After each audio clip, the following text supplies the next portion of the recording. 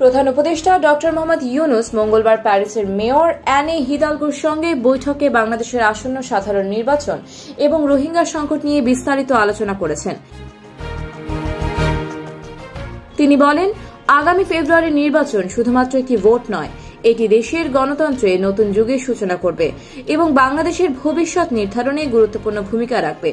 বৈঠকে দুই নেতা বাংলাদেশের রাজনৈতিক প্রেক্ষাপট, ক্রীড়া, সামাজিক উদ্যোগ এবং বৈশ্বিক মানবিক সংকট নিয়ে মতবিনিময় করেছেন।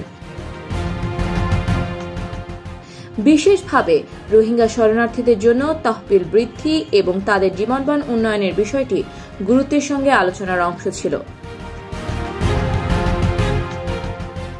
ডক্টর ইউনুস প্যারিস 2024 অলিম্পিককে সামাজিক ব্যবসায় রূপান্তর করার নেতৃত্ব দিয়েছেন। তিনি বলেন, ভবিষ্যতের সব অলিম্পিক, বিশেষ করে আসন্ন লস অ্যাঞ্জেলস অলিম্পিক, কার্বন নিরপেক্ষ করা হবে। এর মাধ্যমে ক্রীড়া এবং সামাজিক উদ্যোগকে একত্রিত করা সম্ভব হবে।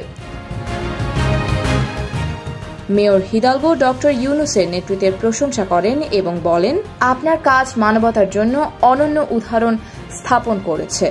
উভয় নেতা আশা প্রকাশ করেছেন, একদিন রোহিঙ্গারা নিরাপদ ও মর্যাদাসহ তাদের মাতৃভূমি মিয়ানমারে ফিরে যেতে পারবেন। ডক্টর ইউনুস মেয়র হিদালগোকে বাংলাদেশ সফরের আমন্ত্রণ জানিয়েছেন, যা দুই দেশের মানবিক ও সামাজিক ব্যবসায়িক সহযোগিতা আরও শক্তিশালী করবে।